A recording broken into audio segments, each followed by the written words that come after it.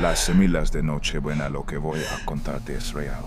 Ocurrió hace unos años la noche del 23 de diciembre en una carretera que había recorrido cientos de veces antes. Una carretera que conocía de memoria cada curva, cada señal, cada pueblo dormido que aparecía y desaparecía entre las colinas de Castilla. Pero esa noche esa carretera no quiso dejarme pasar. Y había alguien esperándome en la oscuridad, alguien con una bolsa de semillas en la mano y una sonrisa que todavía veo cuando cierro los ojos. Sé lo que estás pensando. Otra historia inventada, otro cuento para asustar a los que escuchan de noche. Yo pensaba lo mismo antes. Me burlaba de las historias de mi abuela, de sus advertencias sobre los caminos viejos y las cosas que aguardan en ellos. Cuando era niño me sentaba a sus pies junto a la chimenea mientras él tejía bufandas de lana y me contaba sobre la vieja del camino, sobre los viajeros que desaparecían en las noches sin luna, sobre los peajes que el camino cobraba a quienes se atrevían a desafiarlo. Yo escuchaba con los ojos muy abiertos, pero en el fondo pensaba que eran solo cuentos. Historias para que los niños no se alejaran demasiado de casa cuando oscurecía. Hasta que me tocó a mí, hasta que entendí que hay verdades que preferimos ignorar porque reconocerlas significa y aceptar que el mundo es mucho más extraño y mucho más peligroso de lo que nos gusta creer. No cuento esto para que me creas, lo cuento porque necesito que alguien más lo sepa, y porque necesito advertirte si alguna vez conduces solo por la noche por una de esas carreteras viejas que serpentean entre campos vacíos y ves a una mujer al borde del camino ofreciéndote algo, lo que sea, no importa que te pida ni cuánto cueste, no la rechaques.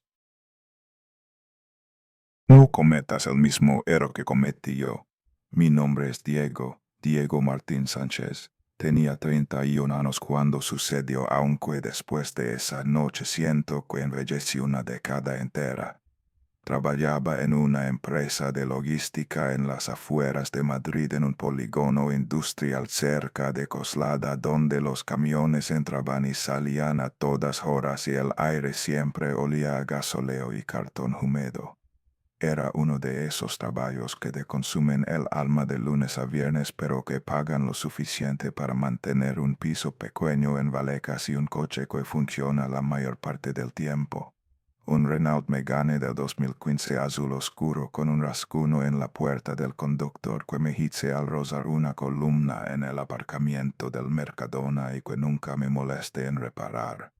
Cada noche buena sin falta conducía hasta el pueblo de mis padres en la provincia de Soria. Un pueblo pequeño de apenas 300 habitantes, de esos que se vacían durante el año porque los jóvenes emigran a las ciudades en busca de trabajo, pero que se llenan de vida en Navidad cuando todos volvemos a casa como salmones que remontan el río para volver al lugar donde nacieron. 4 horas de viaje si el tráfico colaboraba, 5 si había caravana en la salida de Madrid o si la nieve complicaba el puerto de Montana. Era una tradición sagrada, la única que mantenía intacta desde que me mudé a la ciudad hace casi una década. Mi madre preparaba cordero asado con patatas panaderas, el mismo cordero que compraba cada año al pastor de la aldea vecina, un hombre llamado Fermín que tenía las manos más grandes que he visto en mi vida y que siempre olía a la nolina y romero. Mi padre abría una botella de Ribera del Duero que guardaba todo el año para la ocasión, un vino espeso y oscuro que dejaba manchas moradas en los labios y que él juraba que era el mejor de toda Castilla. Y mi hermana Laura traía a sus hijos, mis sobrinos Martín y Sofía, que correteaban por la casa vieja gritando y riendo mientras los adultos fingíamos cuellarnos del ruido, pero en el fondo disfrutábamos de ese caos familiar que solo existe en Navidad. Ese año el trabajo me retuvo hasta tarde. Una entrega urgente para un cliente alemán que necesitaba sus mercancías antes del 25. Un problema con el sistema informático que retrasó todo el proceso. Las excusas de siempre que los jefes usan para robar de las horas que deberían ser tuyas. Mi supervisor, un hombre calvo y sudoroso llamado Paco que siempre levaba camisas demasiado pequeñas para su barriga, me dijo que no podía irme hasta que el último camión estuviera cargado. Y el último camión no estuvo cargado hasta las 8:30 de la noche. Cuando por fin salí del almacén, el cielo ya estaba completamente negro. No era la oscuridad gradual del atardecer, sino la negrura absoluta de una noche de invierno sin luna.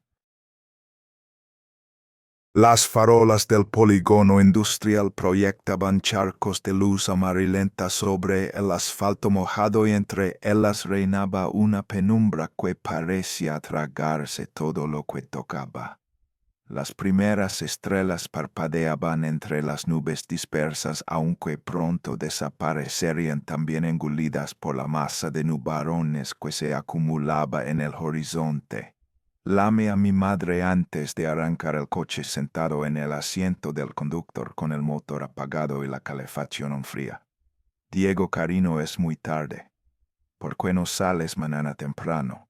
Su voz sonaba preocupada a través del altavoz del teléfono, ese tono que las madres perfeccionan después de décadas de práctica. Podía imaginarla en la cocina de la casa vieja con el delantal puesto y las manos manchadas de harina preparando los dulces navideños que hacía cada año siguiendo la receta de mi abuela.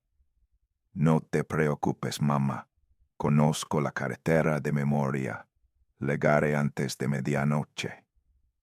Pero es de noche, hijo, y va a hacer frío. Dicen que puede nevar en las zonas altas. Lo han dicho en el telediario que viene un frente frío de esos que traen nevadas. Mamá, tengo 31 años. He hecho este viaje 1,000,000 de veces. Podría conducir esa carretera con los ojos cerrados. Hubo una pausa al otro lado de la línea. El silencio se extendió durante varios segundos y por un momento pensé que se había cortado la llamada. Cuando volvió a hablar, su voz era diferente, más baja, más seria, como si estuviera a punto de contarme un secreto que llevaba guardando mucho tiempo. Ten cuidado con los caminos viejos, Diego. Hay cosas que es mejor no encontrar. Me reí, una risa nerviosa e incómoda porque algo en su tono me puso la piel de gallina, aunque no quise admitirlo. Era la misma voz que usaba mi abuela cuando contaba sus historias junto al fuego, esa mezcla de advertencia y resignación que solo tienen los que han visto demasiado.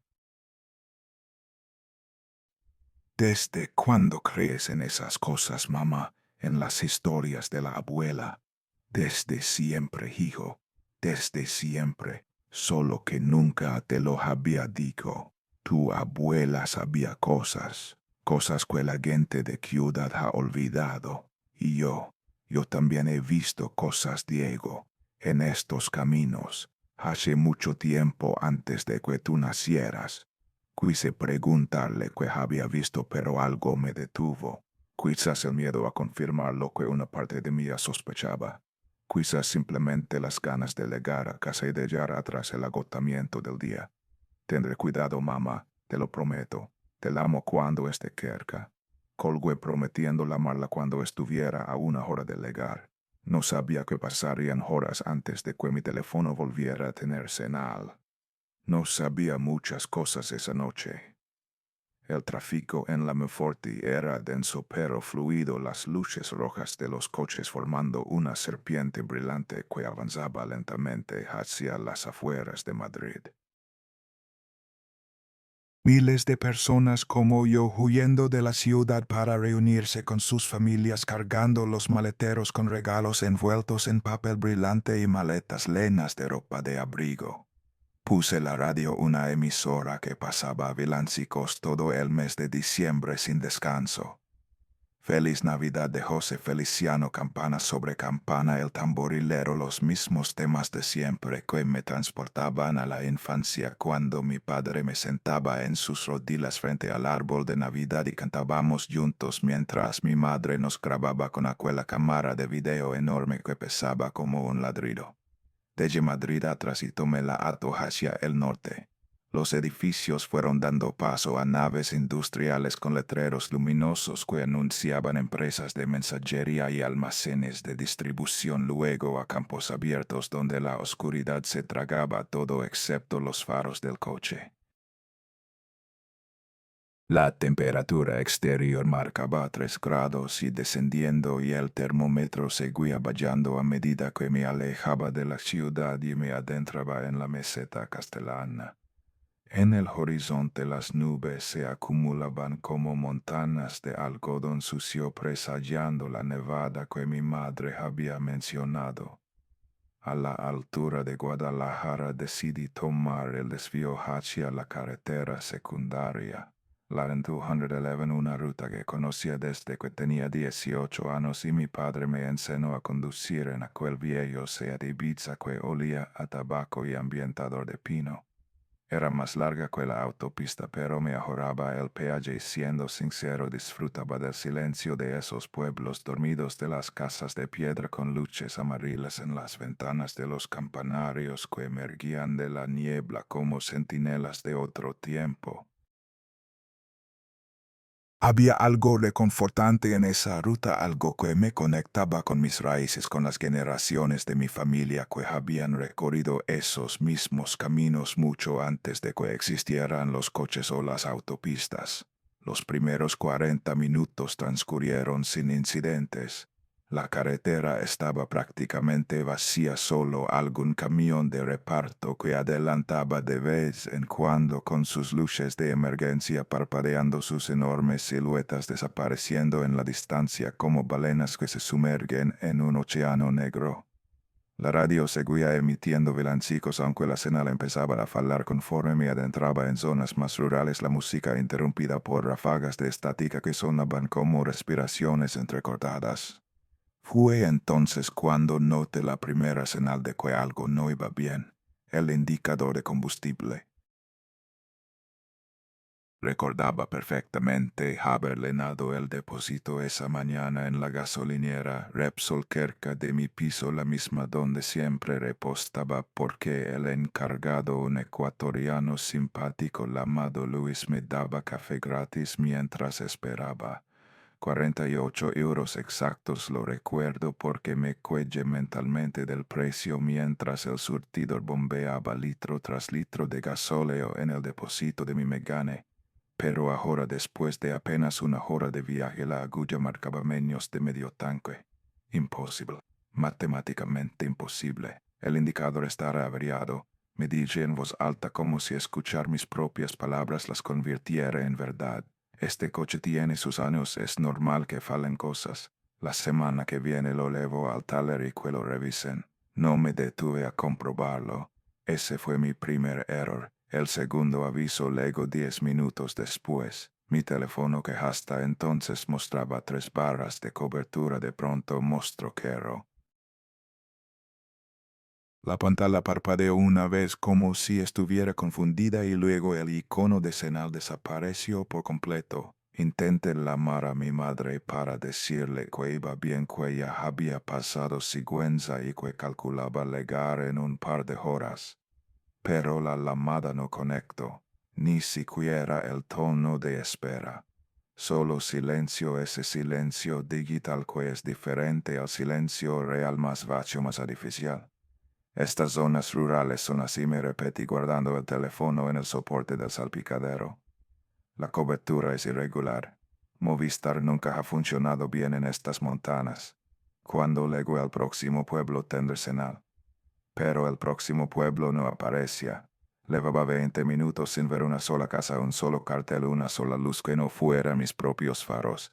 Solo la carretera recta perdiéndose en la oscuridad, los campos de trigo a ambos lados convertidos en océanos negros bajo el cielo sin luna. Normalmente a estas alturas del trayecto ya habría pasado por al menos 2 o 3 aldeas, esos pueblos diminutos de media docena de casas que parecen sacados de una postal antigua. Pero esa noche la carretera parecía haberse estirado como si alguien hubiera cogido los extremos y los hubiera separado mientras yo no miraba.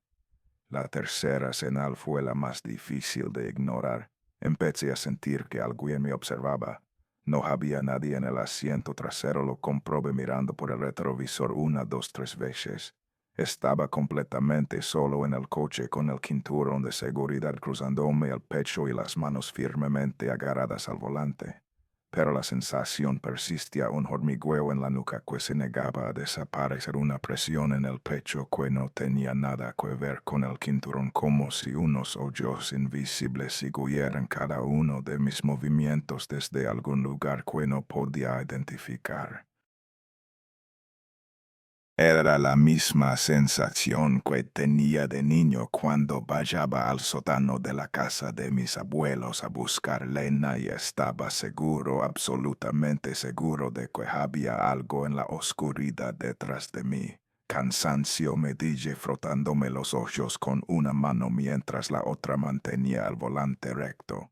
Llevas todo el día trabajando. Has dormido poco esta semana. Es normal que estés paranoico. El cerebro te juega malas pasadas cuando estás agotado. Subí el volumen de la radio para distraerme buscando el consuelo de las voces humanas y la música familiar. Pero lo que salió de los altavoces no fue música. Era estática.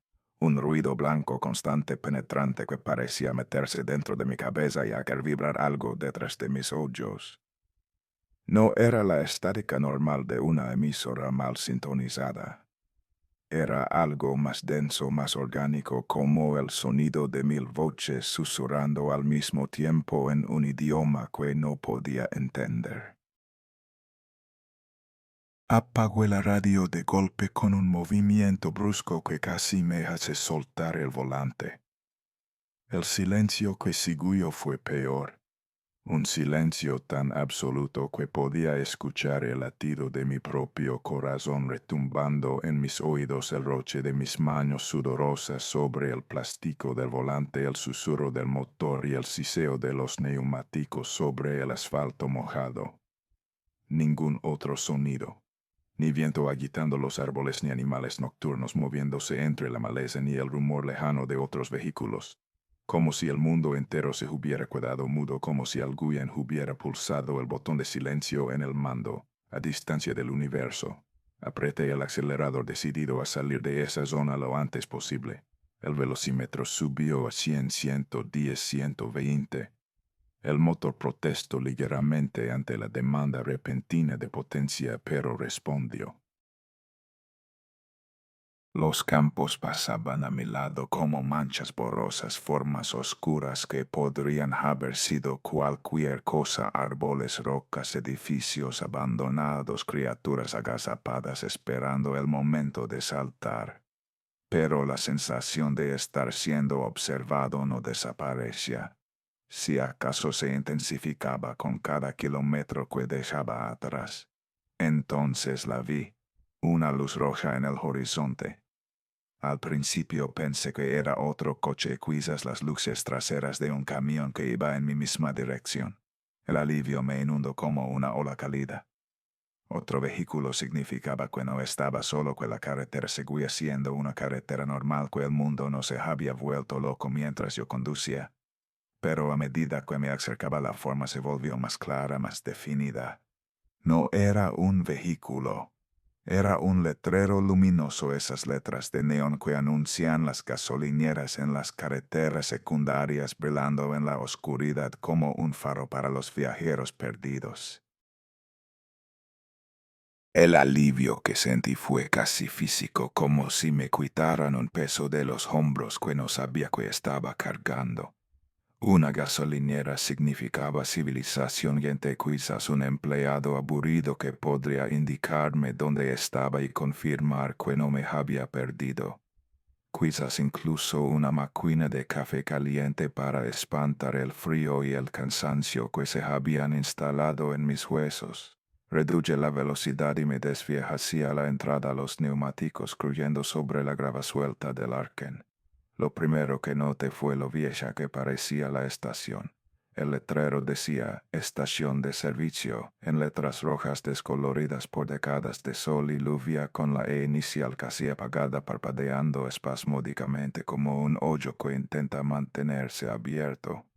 Los surtidores eran del modelo antiguo, esos con números mecánicos que giraban en cilindros metálicos en lugar de pantallas digitales, el tipo de surtidores que había visto en fotografías de los años 70.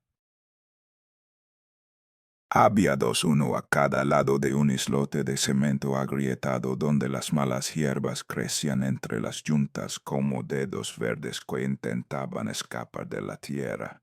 A la derecha había una tienda pequeña con cristales opacos por la suciedad acumulada de años sin limpieza, y más allá una casa de madera que parecía abandonada desde hacía décadas, con el tellado hundido en un lado y las ventanas cubiertas de tablones clavados sin cuidado. Un coche viejo, un Seat 131 de los años 80 de color verde desvaído, descansaba en un rincón del aparcamiento con las ruedas desinfladas y la carrocería devorada por el óxido.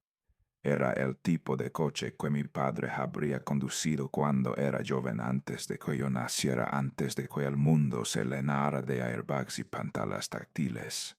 Lo segundo que noté fue el silencio. Apagué el motor y salí del coche. El frío me golpeó, como una bofetada mucho más intenso de lo que el termómetro del salpicadero había indicado, un frío que parecía tener dientes y que mordía cualquier trozo de piel expuesta. Pero no era solo el frío. Había algo más en el aire. Una densidad, una pesadez, como si la atmósfera en ese lugar fuera diferente a la del resto del mundo, como si el aire tuviera más sustancia, más peso. Respirar costaba un esfuerzo extra, como si mis pulmones tuvieran que trabajar más para extraer el oxígeno. Hola, lame mi voz sonando extraña en el vacío, más débil de lo que debería, como si algo se tragara las ondas sonoras antes de que pudieran viajar lejos. «Hey, alguien está abierto», nadie respondió, ni siquiera un eco. Caminé hacia la tienda, mis pasos crujendo sobre la grava suelta de una manera que me hacía sentir incómodo, como si cada sonido que hacía estuviera siendo registrado por algo que no podía ver. A través del cristal sucio pude ver estantes con productos ordenados, bolsas de patatas fritas, botellas de agua, chocolatinas, paquetes de tabaco. Todo parecía normal, excepto que los envases eran de marcas que no reconocía, diseños que pertenecían a otra época, colores desvaídos y tipografías pasadas de moda. Y sobre el mostrador, junto a una caja registradora antigua de las que Hackenring, cuando las abres había un cuenco de cristal lleno de semillas. Semillas de calabaza, quizás, o de girasol amontonadas, como si alguien las hubiera dejado allí para los clientes que quisieran coger un punado. Un escalofrío recorrió mi espalda desde la base del cráneo hasta el coxis. No por lo que veía, sino por lo que sentía. La certeza absoluta, irracional pero innegable, de que aquel lugar no debería existir. De que yo no debería estar allí. De que había cruzado algún tipo de frontera invisible sin darme cuenta, y ahora me encontraba en un territorio que no pertenecía al mundo que conocía. Me di la vuelta para volver al coche, decidido a continuar hasta la próxima gasolinera por muy lejos que estuviera cuando la vi. Estaba de pie al borde de la carretera, exactamente donde terminaba el asfalto y comenzaba la oscuridad del campo.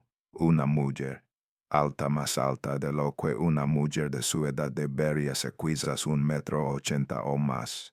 Vestía una falda larga negra que le llegaba hasta los pies, del tipo que usaban las viudas en los pueblos hace un siglo, y un chal del mismo color le cubría los hombros y parte de la cabeza, dejando visible solo su rostro. Su piel tenía el color de la ceniza mojada, gris y sin vida, arrugada como papel que ha sido estrullado y luego alisado a mano con surcos profundos que parecían grietas en barro seco. Y sus ojos eran pozos profundos, oscuros, sin el menor rastro de blanco, solo dos círculos de negrura absoluta que parecían absorber la luz en lugar de reflejarla. Como si la oscuridad del campo hubiera encontrado forma humana y me estuviera mirando desde esas cuencas hundidas. En la mano derecha sostenía una bolsa de tela marrón pequeña del tamaño de un puño cerrado. Empezó a caminar hacia mí. No corrió, no se apresuró. Caminaba despacio, arrastrando ligeramente un pie sobre el asfalto, produciendo un sonido rasposo que resonaba en el silencio como una zaranando una pizarra. Cada paso era deliberado, medido, como si tuviera todo el tiempo del mundo, como si supiera que yo no iba a ninguna parte. Me quedé paralizado. Quería correr hacia el coche, arrancar y huir de allí a toda velocidad hasta que aquella gasolinera no fuera más que un mal recuerdo. Pero mis piernas no respondían. Era como si me hubieran clavado al suelo, como si mis pies se hubieran fusionado con el cemento agrietado del aparcamiento. Ella se detuvo a unos metros de mí,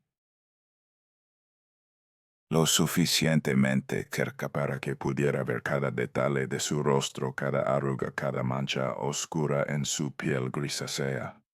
Cuando abrió la boca para hablar vi que no tenía dientes. Sus encías eran de un rojo oscuro casi marrón como sangre seca sobre carne muerta. Semilas yo. Su voz era un susurro seco como joyas muertas arrastradas por el viento de otoño, como pergamino antiguo que se desmorona al tocarlo. Semilas para continuar tu camino. Levanto la bolsa hacia mí ofreciéndomela como si fuera un regalo. Algo dentro de ella se movió produciendo un ruido suave como granos de arena cayendo en un reloj o como huesos diminutos entrechocando. El instinto se apoderó de mí. Ese instinto ancestral que llevamos grabado en los huesos desde tiempos inmemoriales, desde cuando nuestros antepasados vivían en cuevas y sabían que la noche estaba llena de depredadores. El mismo instinto que te hace saltar cuando una serpiente cruza tu camino, que te hace apartar la mano del fuego antes de que tu cerebro procese el dolor. No, gracias, señora, conseguí decir, mi voz temblando como la llama de una vela a punto de apagarse. Tengo prisa. Voy a casa de mis padres. Es Nochebuena y me están esperando. Di un paso hacia atrás. Luego otro. Mis manos buscaron a ciegas las llaves del coche en mi bolsillo, los dedos torpes y sudorosos resbalando sobre el metal frío. Semilas repitió él sin moverse, sin cambiar de expresión. Para continuar. No, de verdad. Gracias, pero no tengo que irme. Giré sobre mis talones y corrí hacia el coche. Abrí la puerta con manos temblorosas, me dejé caer en el asiento del conductor y arrancó el motor con un giro brusco de la nave. Los neumáticos chirriaron cuando aceleré hacia la salida, levantando una nube de polvo y grava que brilló un instante bajo las luces de la gasolinera antes de desvanecerse en la oscuridad. No miré por el retrovisor hasta que estuve de vuelta en la carretera, con la gasolinera desapareciendo en la distancia como un mal sueño que se disuelve al despertar. Pero cuando finalmente lo hice, sentí que el aire se me congelaba en los pulmones. Él seguía exactamente en el mismo lugar, inmóvil como una estatua, con la bolsa levantada hacia donde yo había estado, como si no se hubiera dado cuenta de que ella no estaba allí. Y estaba sonriendo, una sonrisa amplia, grotesca, que mostraba sus encías desnudas de un extremo al otro de su rostro arrugado. Una sonrisa que no tenía nada de alegre, nada de humano. Una sonrisa que decía sin necesidad de palabras que esto no había terminado, que apenas había empezado. Pisé el acelerador a fondo y el coche se lanzó hacia adelante devorando kilómetros de asfalto negro mientras mi corazón latía tan fuerte que podía sentirlo en la garganta. El reloj del salpicadero marcaba las 11:11 de la noche. No podía ser. Era absolutamente imposible. Frené en seco el coche derrapando ligeramente sobre el asfalto húmedo por el rocío nocturno. El cinturón de seguridad se tensó contra mi pecho con tanta fuerza que me cortó la respiración mientras mis ojos intentaban procesar lo que estaba viendo. La misma gasolinera, el mismo letrero con la de medio apagada parpadeando en la oscuridad, los mismos surtidores oxidados con sus números mecánicos congelados en cifras de otra época. El mismo Seat 131 abandonado en el rincón, su silueta verde desvaída recortándose contra las luces amarillentas de la estación. Y ella, la mujer, seguía exactamente donde la había visto la primera vez al borde de la carretera con la bolsa de tela en la mano.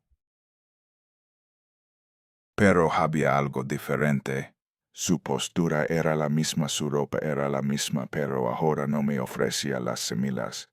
Ahora simplemente me miraba con aquellos ojos que eran agujeros hacia un vacío infinito, hacia un lugar donde la luz no existía y nunca había existido. No susurré apretando el volante con tanta fuerza que los nudillos se me pusieron blancos y las articulaciones comenzaron a doler. No. Esto no puede estar pasando. Había conducido en línea recta durante 10 minutos completos sin desvíos, sin curvas pronunciadas, sin ninguna posibilidad de haber dado la vuelta. La carretera era una flecha atravesando la oscuridad de la meseta castellana y yo había seguido esa flecha sin vacilar, con el pie hundido en el acelerador y los ojos fijos en el horizonte negro. Entonces, como había vuelto al punto de partida, mi mente buscaba explicaciones desesperadamente, aferrándose a cualquier teoría por absurda que fuera. Quizás había 2 gasolineras idénticas en la zona. Quizás era una cadena, una franquicia que usaba el mismo diseño retro en todas sus estaciones como estrategia de marketing nostálgico. Quizás la mujer era una empleada que trabajaba en ambos locales, una anciana excéntrica con un uniforme extraño y una obsesión por vender semilas a los viajeros nocturnos. Pero incluso mientras formulaba estas teorías sabía que eran mentiras. Mentiras que me contaba a mí mismo para no enfrentar la verdad que se retorcía en mi estómago como una serpiente venenosa. Aquella era la misma gasolinera. Yo no debería estar aquí. Pisé el acelerador sin pensarlo 2 veces, sin mirar atrás, sin darle a mi mente la oportunidad de procesar lo que estaba ocurriendo. El coche rugió y salió disparado, dejando atrás la estación y la figura inmóvil de la mujer. Esta vez no miré por el retrovisor. No quería ver su expresión. No quería confirmar que seguía allí observándome, esperando. El velocímetro subió a 130, 140. El motor protestaba con un gemido agudo, pero no me importaba. Si el coche se rompía, al menos se rompería lejos de aquella gasolinera maldita. Solo quería poner la mayor distancia posible entre ese lugar y yo. Solo quería llegar a algún sitio normal, un pueblo con luces en las ventanas y gente que respondiera cuando llamara a sus puertas, un lugar donde las leyes de la física funcionaran como debían. Los minutos pasaron. 5, 10, 15. La carretera seguía igual. Recta, oscura, interminable. Los campos a ambos lados se habían convertido en una masa negra indistinguible, sin formas reconocibles, sin puntos de referencia. El cielo sobre mi cabeza era un tejo de nubes tan espesas que ni una sola estrella conseguía atravesarlas, como si alguien hubiera extendido una manta negra sobre el mundo. Empecé a buscar señales de vida con desesperación. Un cartel indicando la distancia a algún pueblo. Una casa con luz en el porche. Un coche que viniera en dirección contraria a cualquier prueba de que no era el único ser humano en este tramo de carretera. Nada, solo oscuridad y asfalto extendiéndose hacia el infinito. Y entonces, como una broma cruel del universo, apareció de nuevo, la luz roja en el horizonte brillando en la oscuridad como el hoyo de una bestia que acaba de despertar. No puede ser, dije en voz alta y mi voz sonó extraña en el silencio del coche, demasiado aguda, demasiado desesperada, como la voz de un hombre que está perdiendo la razón. Pero estaba pasando. La gasolinera emergió de la noche como un espejismo maldito con su letrero parpadeante, sus surtidores antiguos, su tienda con cristales opacos.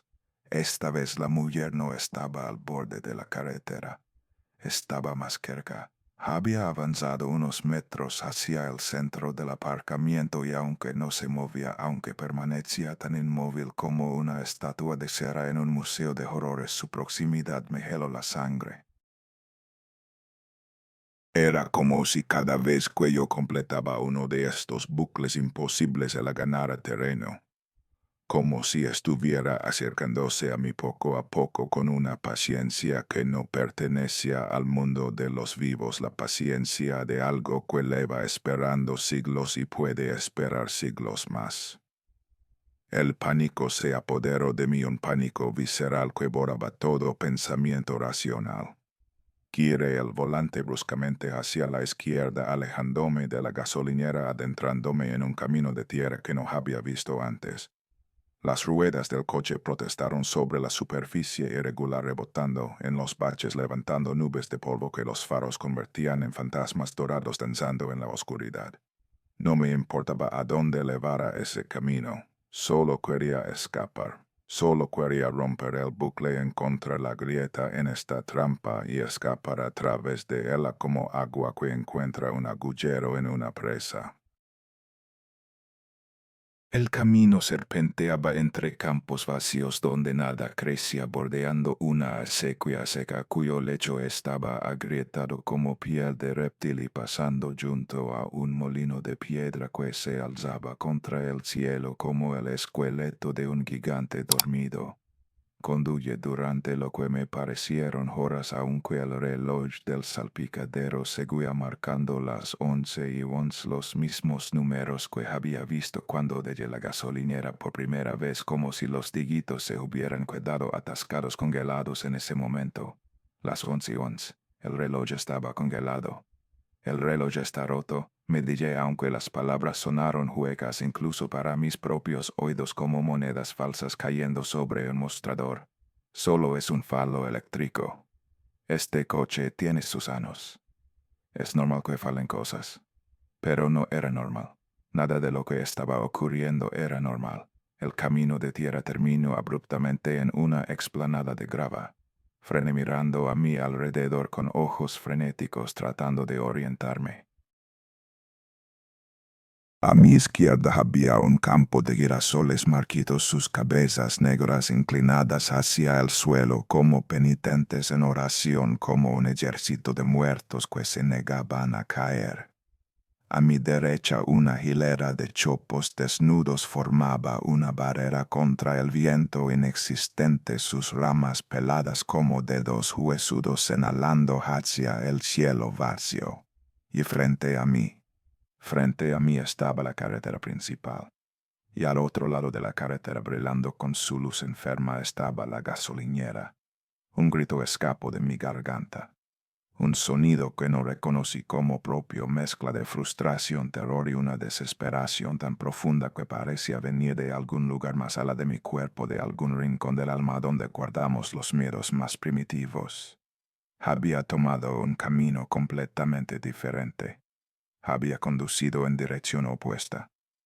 Había recorrido kilómetros de caminos rurales que deberían haberme alejado de aquel lugar, que deberían haberme llevado a cualquier otro punto del mapa. Y sin embargo, ahí estaba de nuevo. La mujer había avanzado otra vez.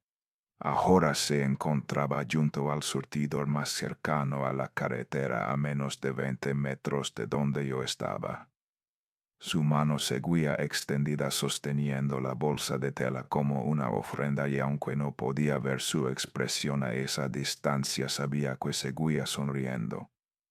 Di marcha atrás tan rápido que las ruedas traseras patinaron sobre la grava levantando una lluvia de piedrecilas. El coche giró 90 grados con un chirrido de neumáticos y salí disparado en la dirección por la que había venido. Esta vez conduye más despacio prestando atención a cada detalle del paisaje. Necesitaba encontrar un patrón, una explicación, algo que me ayudara a entender qué estaba pasando. Quizás había una rotonda que no había visto. Quizás el camino hacia un giro de 180 grados en algún punto. Quizás había entrado en una zona con algún tipo de anomalía magnética que afectaba a la brújula del coche y me hacía conducir en círculos sin darme cuenta. Tomé nota mental de cada punto de referencia que encontraba grabándolos en mi memoria con la desesperación de un náufrago que marca su posición en un mapa. El molino de piedra a mi derecha con sus aspas inmóviles recortándose contra las nubes.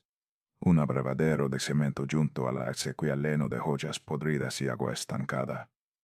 Una señal oxidada que advertía sobre ganado en la carretera con la silueta de una vaca apenas visible bajo capas de herrumbre.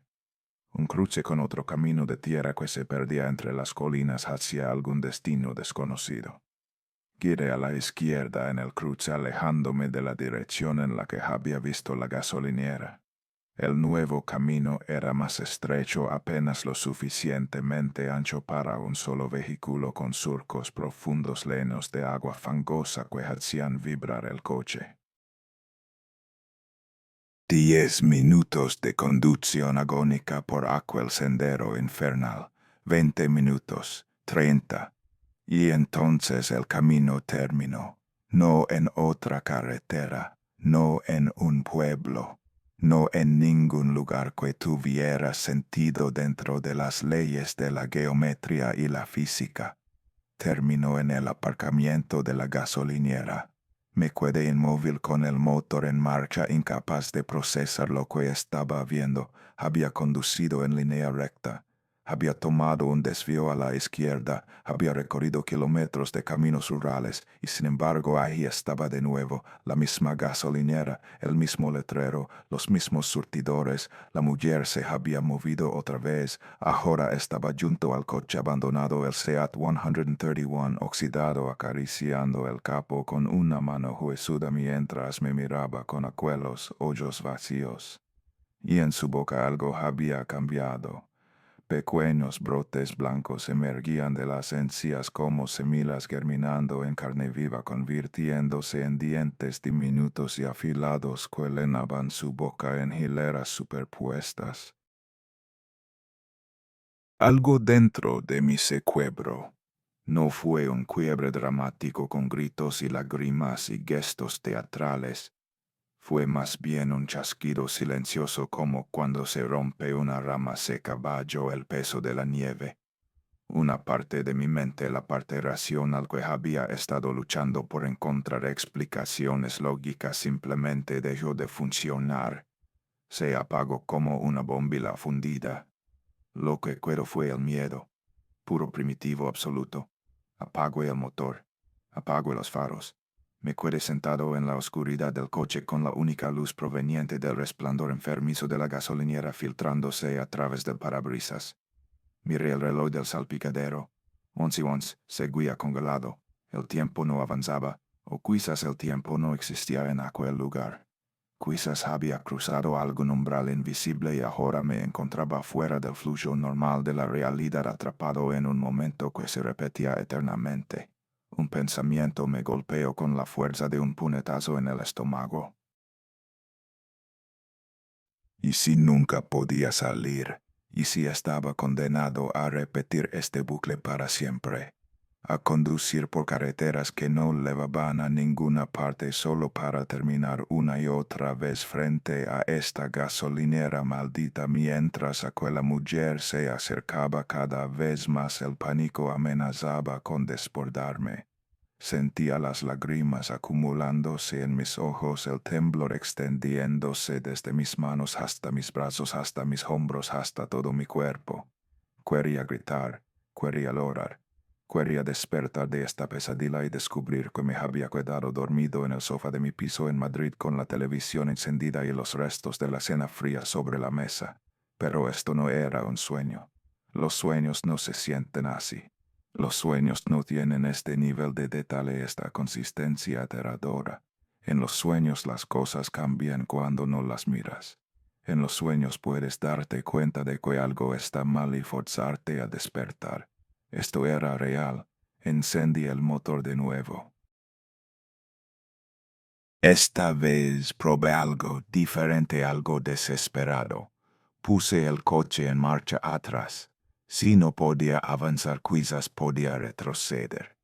Quizás las reglas de este lugar fueran cuales fueran, solo se aplicaban cuando intentaba alejarme hacia adelante. Era una teoría absurda, pero en ese momento lo absurdo era lo único que tenía.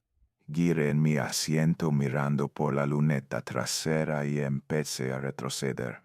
El coche se movía torpemente sobre la grava.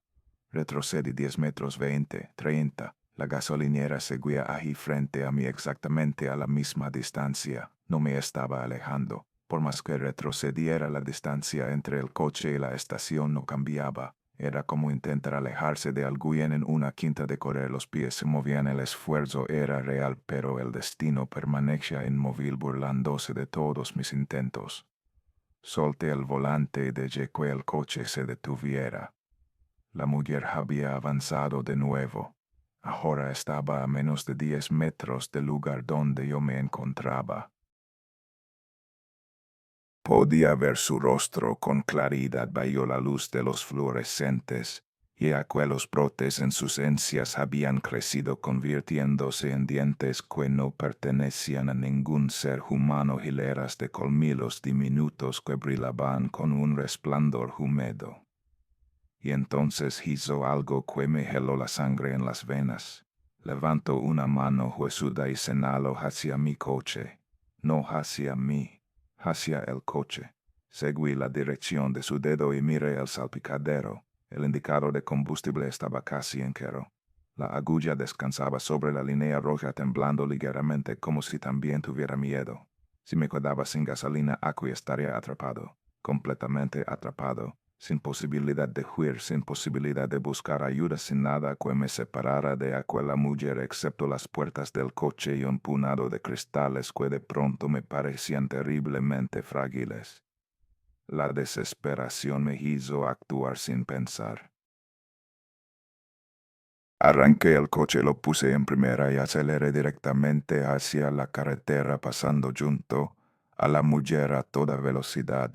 Por el rabillo del hoyo vi su figura inmóvil mientras la adelantaba, los dientes brillando en su boca abierta. Esta vez conduje sin rumbo fijo, sin intentar escapar, sin buscar una dirección específica. Solo conduje con los ojos fijos en el indicador de combustible, viendo cómo la agulla descendía inexorablemente hacia el vacío. El motor empezó a toser. Primero fue un pequeño tirón casi imperceptible, luego otro más pronunciado. El coche perdía potencia, las revoluciones cayendo, aunque mi pie seguía hundido en el acelerador. No, no, no, no, no. Las palabras salían de mi boca como una letanía. El coche se sacudió una última vez y se detuvo, el motor apagándose con un suspiro que sonó casi aliviado, como si el propio vehículo estuviera cansado de huir. Me había quedado sin gasolina. Miré por el parabrisas. Por supuesto, allí estaba la gasolinera. A menos de 50 metros de distancia, y la mujer estaba más cerca que nunca. Caminaba hacia mi coche, despacio, arrastrando un pie pero sin detenerse. Cada paso la acercaba un poco más. 30 metros, 20 metros, 15. Busqué mi teléfono con manos temblorosas, sin cobertura. Intenté llamar de todos modos, marcando el número de emergencias con dedos que apenas podían pulsar las teclas. Nada, solo silencio. 10 metros. Podía ver los detalles de su rostro ahora. las venas azuladas bajo la piel translucida, las manchas oscuras en sus manos, 5 metros, cerré los ojos. No quería verla llegar, no quería ver esa cara cuando estuviera junto a mi ventanilla. El silencio se extendió durante lo que pareció una eternidad. Y entonces escuché el sonido. Toc, toc, toc. Golpes suaves contra el cristal de mi ventanilla. Abrí los ojos. Ella estaba allí. Su rostro a centímetros del mío separados únicamente por el cristal. Tan cerca que podía ver cada arruga, cada poro, cada grieta en sus labios resecos. Semilas y yo. Su voz atravesó el cristal como si no existiera. Semilas para continuar tu camino. Negué con la cabeza incapaz de hablar. Las lágrimas corrían por mis mejillas. Esta es la última vez que pregunto. Algo en su tono había cambiado. Ya no era una oferta. Era una advertencia. Un ultimátum. Miré hacia el Seat 131 abandonado, y por primera vez vi algo que mi mente se había negado a procesar antes. A través del cristal sucio de la ventanilla del conductor pude distinguir la silueta de un esqueleto vestido con ropas descoloridas de otra época. Sus manos seguían en el volante, su cráneo inclinado hacia la ventana. Y en las cuencas vacías donde antes había habido ojos brillaba una luz tenue. Como si algo siguiera vivo allí dentro. Como si algo siguiera consciente atrapado en una prisión de huesos. El no pago, dijo la mujer siguiendo mi mirada. Luego hace muchos años. Se negó muchas veces. Y ahora espera. Para siempre. La palabra resonó en mi cabeza. Para siempre. Abrí la puerta del coche lentamente. Mis piernas temblaban cuando pisé el asfalto agrietado del aparcamiento y el frío de la noche me envolvió como un sudario. ¿Qué es usted? Pregunté, mi voz apenas un susurro. Ella extendió los brazos como si quisiera abarcar la gasolinera, la carretera, los campos, el cielo entero. Soy la cobradora, la guardiana del paso. He estado aquí desde que el primer humano pisó este camino y estaré aquí cuando el último lo abandone. Su voz se volvió más suave. Tengo muchos nombres. La vieja del camino, la sembradora, la que espera en los cruces. Pero los nombres no importan. Lo que importa es la función. Cobrar el peaje. Cobrar el peaje, ofrecer las semillas, permitir el paso a los que pagan y retener a los que no. ¿Cuál es el precio? La sembradora sonrió y esta vez fue casi amable. Unas monedas. Es todo lo que pido. Unas monedas a cambio de las semillas que te permitirán continuar. Solo monedas. El camino es justo. No pide más de lo que el viajero puede dar. Hizo una pausa. Pero cada vez que me rechazaste el camino tomo algo de ti.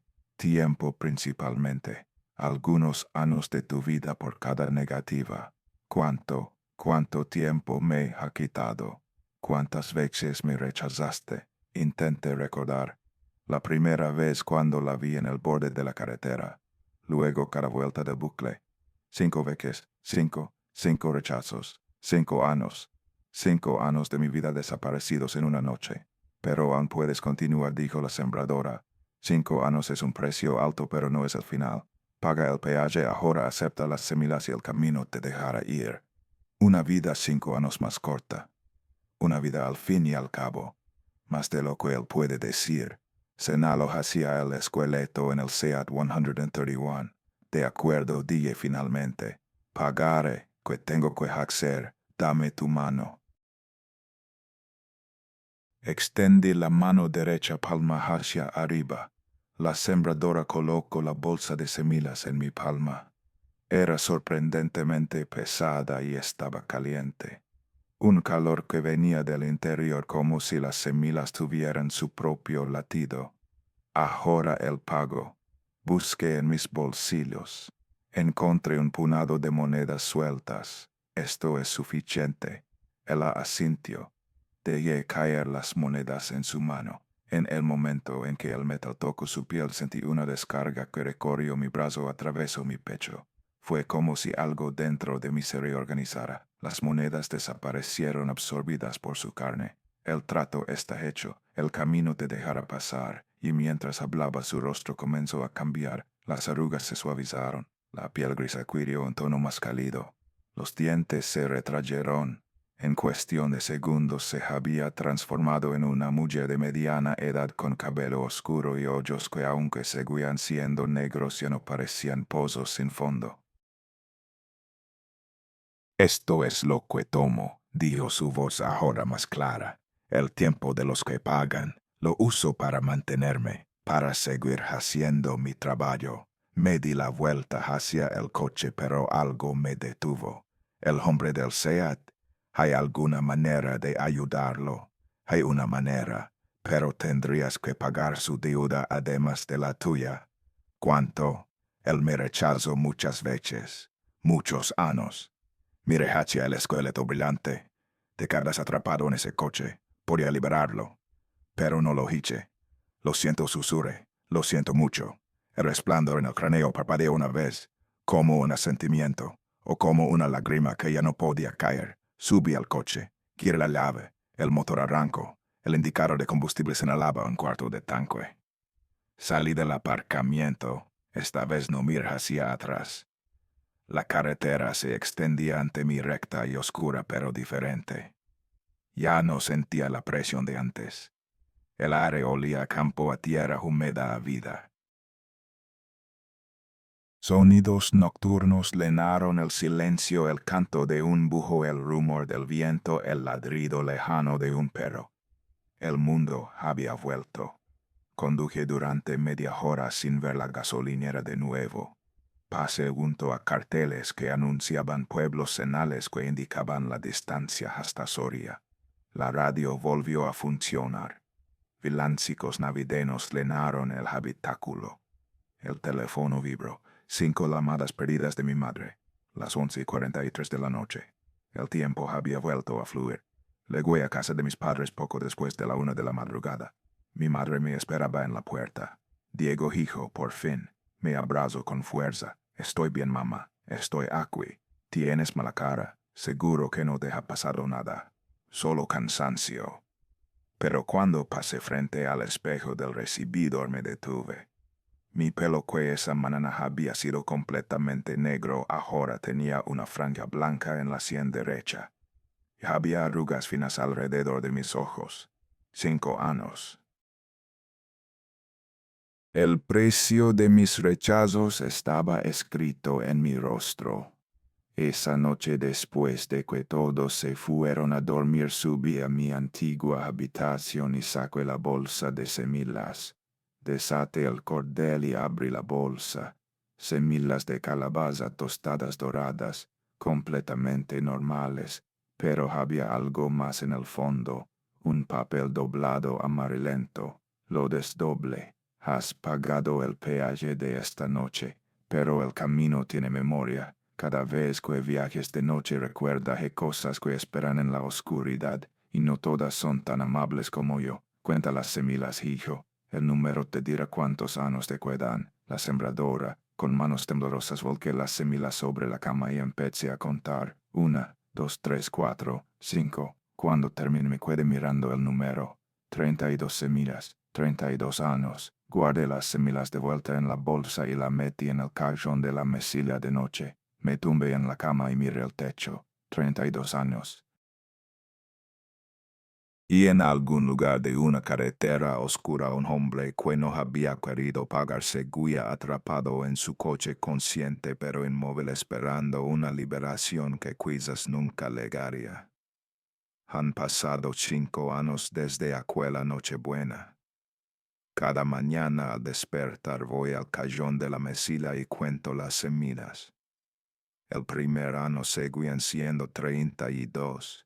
Pensé que quizás el número no cambiaría, que la nota era solo una metáfora. Me equivocaba. El segundo año, cuando abrí la bolsa el día de mi cumpleaños, conté 31. El tercero 30. El cuarto 29. Y esta mañana 28. La aritmética es simple y cruel. Si las semilas representan mis años restantes, moriré a los 63. No es una vida corta, pero tampoco es la que debería haber tenido. La franja blanca en mi pelo se ha extendido con los años. Ahora cubre casi toda la sien derecha. Mis compañeros de trabajo hacen bromas sobre el estrés. No saben la verdad. Cambié mis hábitos después de aquella noche. Ya no conduzco después del atardecer. Si tengo que viajar de noche, tomo el tren.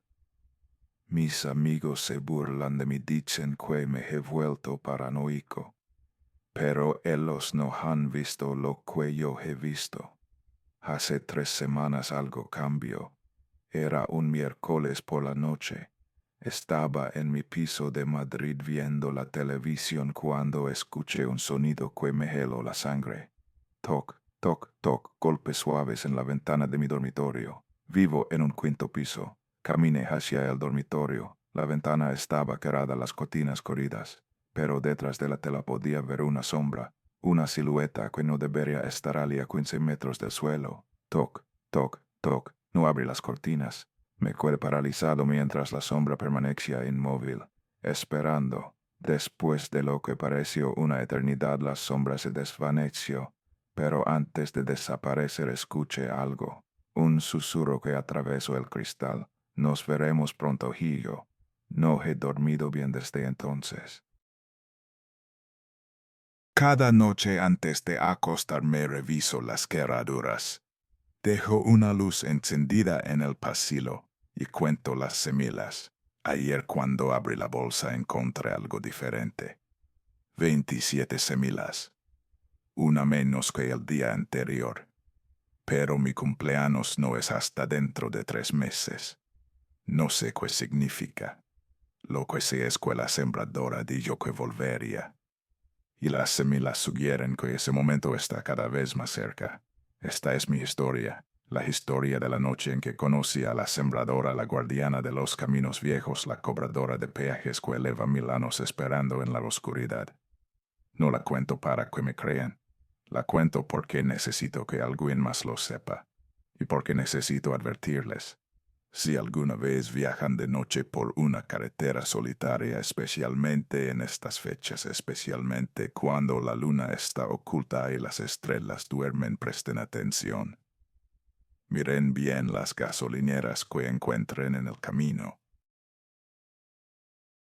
Observen a las personas que aparecen al borde de la carretera. Y si ven a alguien ofreciéndoles algo, cualquier cosa, no hagan lo que yo hice. No lo rechaquen. Paguen el peaje sea cual sea. Porque hay cosas peores que perder unos años de vida. Hay cosas que esperan en la oscuridad, cosas que no son tan amables como la sembradora. Y si las encuentran, si se cruzan en su camino y se niegan a pagar, pregúntenle al hombre del Seat 131. Si es que pueden encontrarlo. Si es que todavía queda algo de él que pueda responder. Yo estaré aquí contando semilas esperando el día en que la bolsa esté vacía, o el día en que la vuelva a llamar a mi ventana, lo que ocurra primero. Y ustedes, los que escuchan esta historia, les tengo una pregunta. ¿Han conducido alguna vez solos por la noche? ¿Han visto algo extraño al borde de la carretera, algo que desapareció cuando miraron 2 veces? ¿Han sentido esa sensación de que alguien los observaba desde la oscuridad? Cuéntenmelo. Y si todavía no han tenido esa experiencia, si todavía creen que las carreteras nocturnas son seguras y que los monstruos solo existen en los cuentos, disfruten de esa inocencia mientras dure, porque tarde o temprano todos tomamos un camino equivocado. Tarde o temprano todos encontramos nuestra propia gasolinera. Y cuando eso ocurra, recordarán mis palabras: pago en el peaje. Siempre pago en el peaje. Buenas noches. Y tengan cuidado en la carretera.